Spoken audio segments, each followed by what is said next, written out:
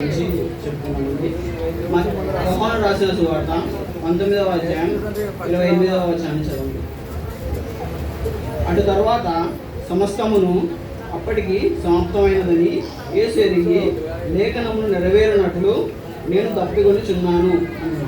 లేఖనము అంటే మనం చూస్తామండి చాలా విషయాల్లో యేసుక్రీస్తు జన్మించడం మొదలుకొని మరణించే లోపు జరిగే వాటిని లేఖనము అని అంటాము. మనం ఒక లేఖనాన్ని ఇప్పుడు చూద్దామండి. కీర్తన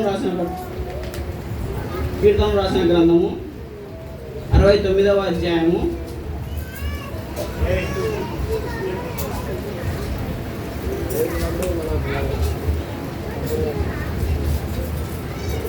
21వ వచనాన్ని చదువుదామండి.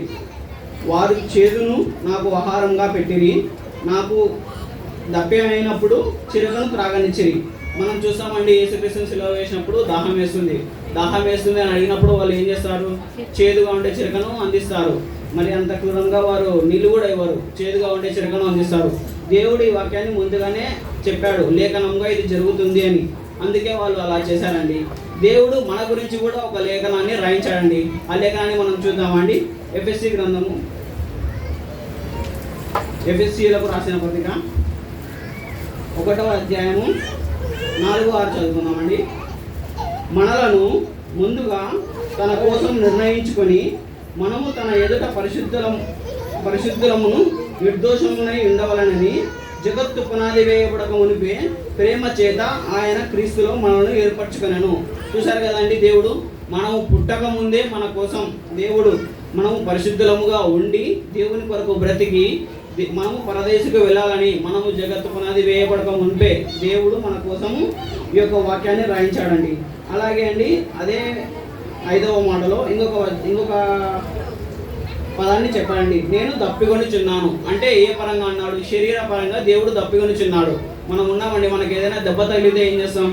నీళ్లు తాగుతాం. అలాంటిది దేవుని యొక్క రక్తము అంతగా చిందించినప్పుడు శరీర పరంగా ఆయనకు దప్పిక వేసింది కనుక ఆయన యొక్క దాహాన్ని అన్నాడు. అలాగే ఇంకొక మాట కూడా అన్నాడండి, దేవుడు ఆత్మను రక్షించే పనిలో ఆత్మల యొక్క దాహమును దేవుని కొరకు ఉన్నాడండి. మనం చూడగలం, దేవుడు ఆత్మల కొరకు ఎంతగా తాపత్రయపడ్డాడు, ఎన్ని ఆత్మలను రక్షించాలని అనుకున్నాడో మనం చూస్తాం. అలాగే ఇంతవరకు దేవుడు దాహంతోనే ఉన్నాడు.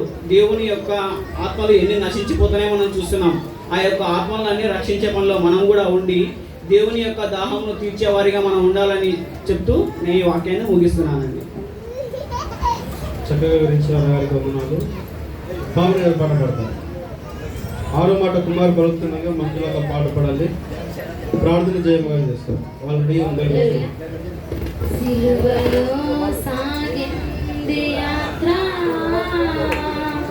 కరుణామయుని దయగల